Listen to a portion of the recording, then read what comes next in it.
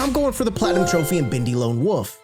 And if you think this is gonna be some quick and easy platinum, oh my God. You're dead wrong. To get this done, I'll have to survive 7 floors crawling with ink-soaked nightmares, defeat every boss, track down every last collectible, and beat the game on the hardest difficulty without dying once. But if we can push through the darkness, we'll unlock all 21 trophies, and walk out with the platinum. Join me on the journey. This is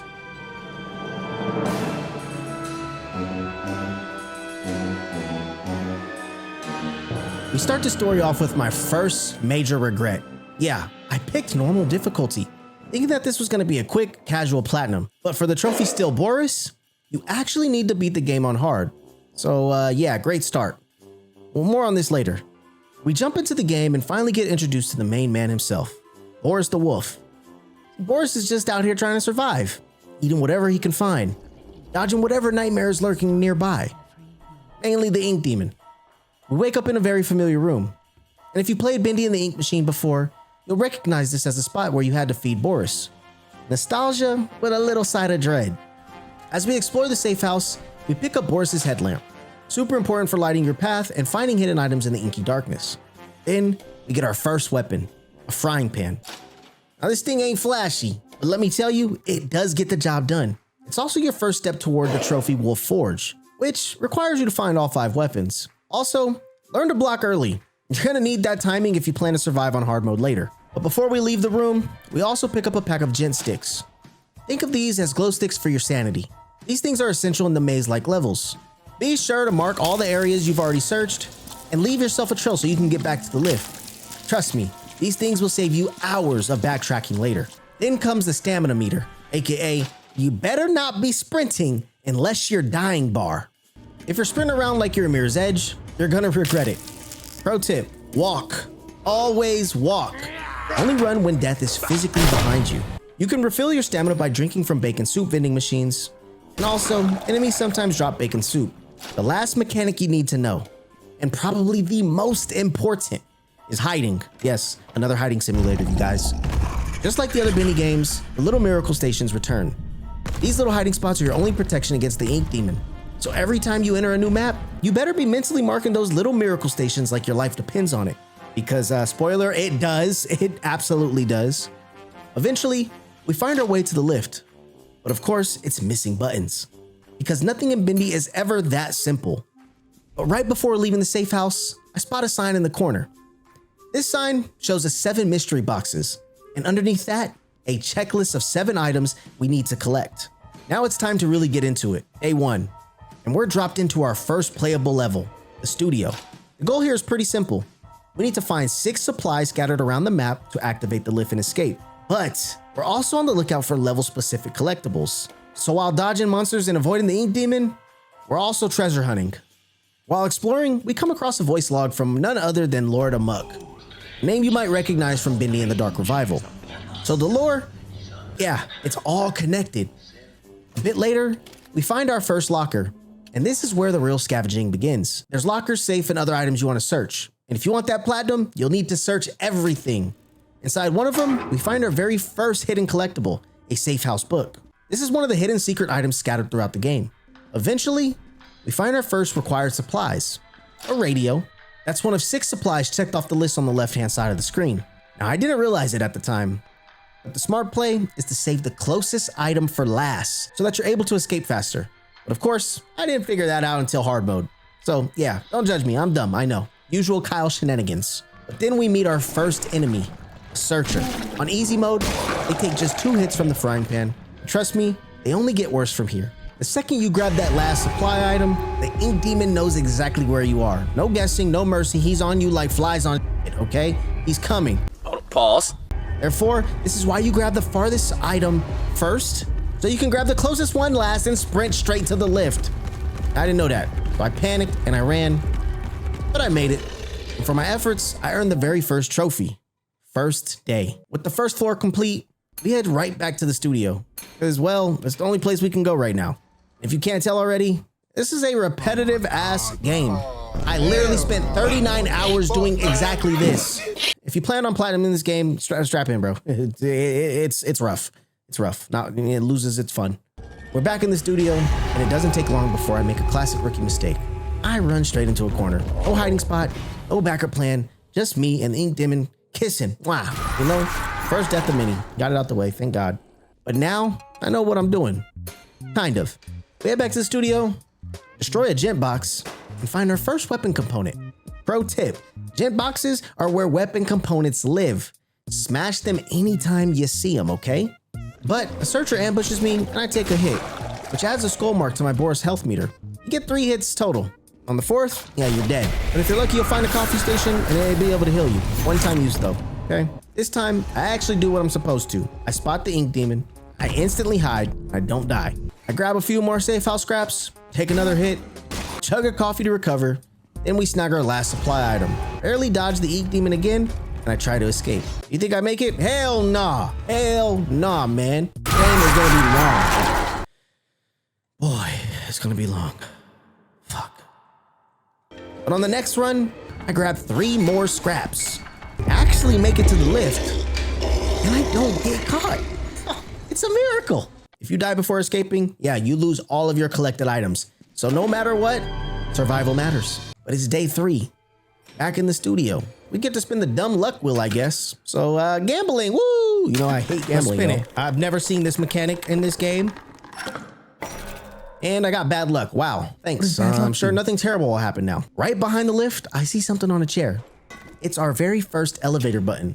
So, looks like you have to survive 2 full studio runs before getting your first one. Seems fair, except the ink demon shows up and immediately gets my ass, bro. Oh my God, it sucks. Eventually, I pull it together. I grab the elevator button, pick up a weapon component, sneak my way through, break some ankles. I'm here this time, baby! And finally, I make it back to the safe house in one piece. And unlock the second weapon, the plunger. There's 3 more weapons to go. This shit's not gonna be a fun grind. Because the final weapon grind, is gonna be buns, baby. But day 6 brings us to Artist's Rest, a location packed with searchers, and a new enemy, Lost Ones. They're fast, aggressive, and very f***ing annoying. Some of you will recognize this place from Bendy in the Dark Revival. And here, we're hunting fuses. See, we need 6 fuses to activate a minigame tied to the trophy fuse collector. And on this run, it wasn't a bad haul. We got a new weapon component, padlock key, and a few more fuses. Looks like we're making progress. Day 8, and we finally unlocked the Abyss, a creepy spot deep in level K. This area introduces the ink flyers, gross little inky bat things. Trying to lock in and, oh, what the f was that? If this looks familiar, it's because in the first game, Alice Angel sent us down here to collect ink hearts. And guess what? Ink hearts are back here too. We need a total of 5 of them for the trophy Light and Dark. I managed to grab 2 ink hearts and escape. Back in the safe house, it's time to look around. Behind the stove, I realized I found all 7 safe house scraps. Suddenly, I also discovered that Boris' real name is Buddy. Boris saw a glimpse of the man he used to be.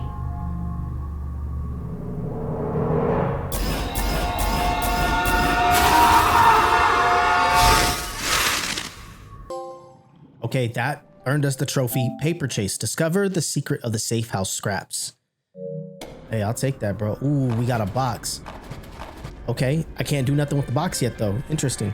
We also take those 5 padlock keys and unlock this. Boris opened the crate. Okay. It was a bad decision. Oh, no. Might have to fight them right now? I unleashed the Butcher Gang. Was unleashed. I probably should have waited. Damn. See, just like in Bendy in the Dark Revival, you can unleash extra enemies. And in this game, that means summoning the Butcher Gang. Yep.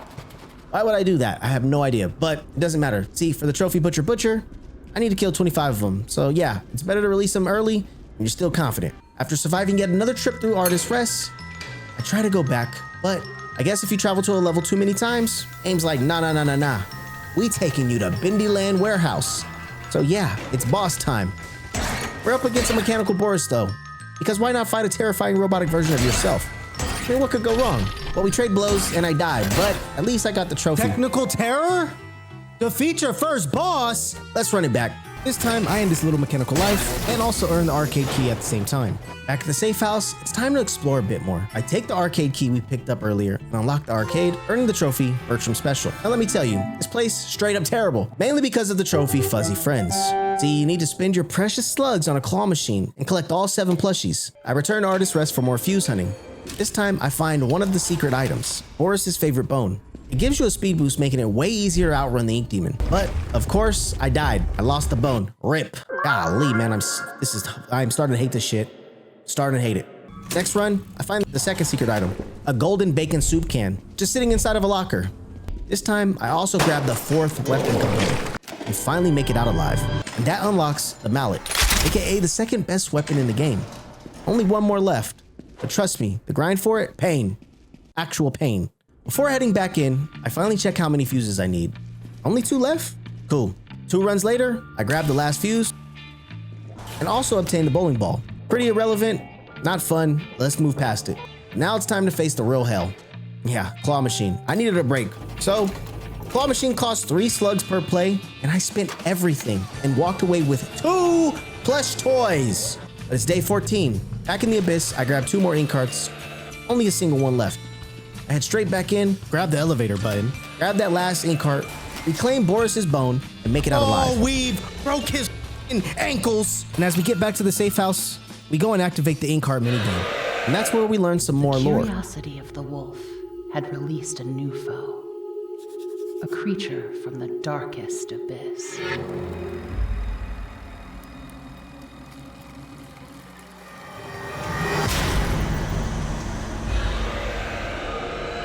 The projectionist. See, to unlock the trophy Light and Dark, you have to survive against the projectionist and collect all 6 ink carts. Of course, it's never that easy. Bro, I couldn't mix them. I was stuck in one way. Second time around, I grab all 6 ink carts and defeat the projectionist.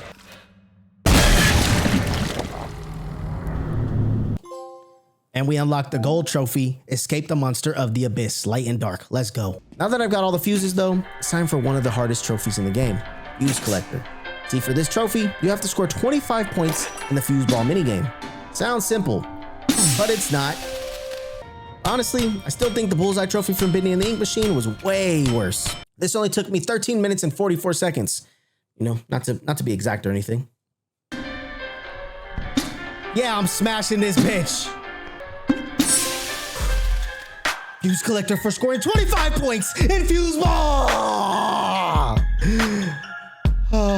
That was hard. Next. But now, we unlock the lower levels, home to every previous enemy and a new threat. Ink Widows. Those creepy little spider freaks from Dark Revival? Yeah. These are tied to the trophy Pest Control, which requires killing 50 spiders or their winged cousin, the Ink Flyers. In this level, our goals are clear. We have to find all Milla audio tapes and the dead Boris clone bodies, recover the safe house key, and collect the ink toy, one of the hardest secret items to find in the game. More on why we need the ink toy later. We make it out of the first run with 1 tape. And I just gotta say, I absolutely hate this game, bro. Back in for another run though. I grab the elevator button, pick up some collectibles, and escape again. But instead of progressing normally, the game pulled me right back into Bendyland Warehouse for our second boss fight. This time, against the Alice Angel animatronic.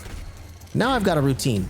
I hit her with the mallet a few times, then chase her down while she's recharging her health, and beat her down again before she can regen. Rinse, repeat, destroy. With that strat, Alice doesn't stand a chance. Boss down, let's keep it moving. It's now day 22, and we finally unlocked the music department. Enemies here include the usual searchers, lost ones, ink widows, and ink flyers. Therefore, it's finally time we focus on the trophy Pest Control. While bug hunting, I discover the level's new searchable item, coffins. Yeah, we're looting coffins now. This is freaking weird. We're hunting for 4 candles and Sammy Lawrence's mask.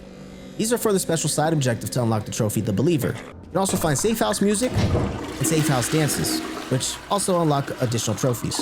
Oh, don't forget the safe house banjo, which I managed to grab.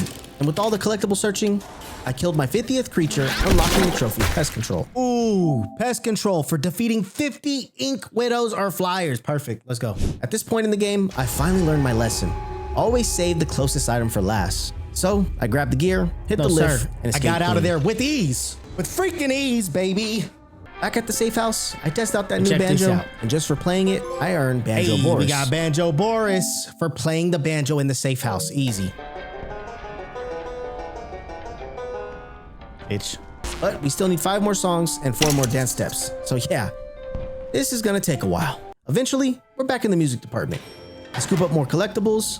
With all 4 candles collected, all that's left is Sammy's mask. And next trip in, boom, I find Sammy's mask. Time to trigger that Sammy Lawrence secret level.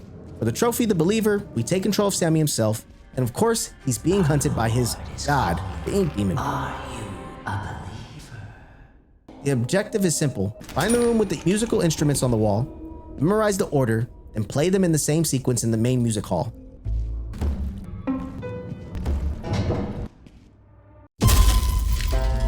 In his sanctuary, the mad maestro hid from the world. But he was not alone. We get the job done and escape the madness. Hey, there we go. We got the believer. Complete the music department. Lock in. Lock in. Day 25, and we're now in the tunnels. Same enemy lineup from the music department.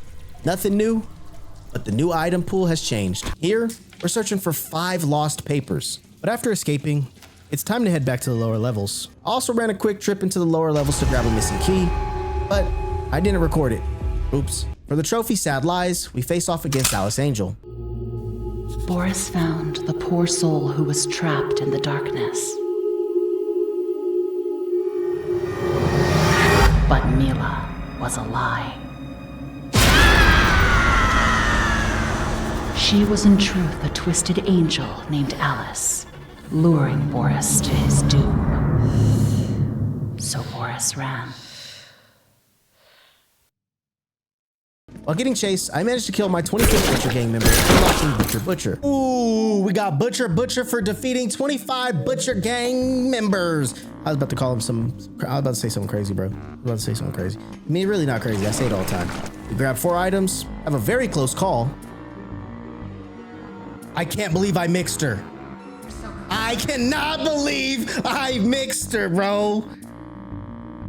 I gave her the ankle breaker Juki special. Collect all 6 supplies, unlocking the trophy. Yes, we got Sad Lies for Escape the Monster of the lower levels. Let's go. With that complete, we've now unlocked 6 out of the 7 mystery boxes. Just 1 more to go. We run another trip through the tunnels, grab the last elevator button, and earn Repairman for unlocking all the floors. At this point, I still need 2 more songs and 2 more dance steps. So I head back to the music department, and boom, Bendy Land Warehouse for the 3rd time. It's time for the final boss fight. This time, Mechanical Bendy. But I use the same strategy as before. Hit him with the mallet, wait for him to recharge, beat him down again, made hill, boss down. I head back to the music department. This time, I grab the final dance steps and earn the trophy, Mr. Astaire, and also all the soundtracks, earning the trophy, Golden Record. Let's freaking go. And would you look at this? My boy Boris the Wolf got the freaking moves. Damn, I wish I could do that. Only 1 more mystery box left, and honestly, I still don't even know what these things do. Guess we'll find out. So, we dive back into the tunnels, grab the final lost paper, and head to the art gallery. Here, we're introduced to Porter and Heidi. If you've played Bendy in the Dark Revival, you'll remember Porter gave Audrey her flow ability, while Heidi gave her the ability to fast travel after winning hide and seek. In this game, oh man, we gotta play hide and seek with Heidi. 3 rounds while dodging the ink demon.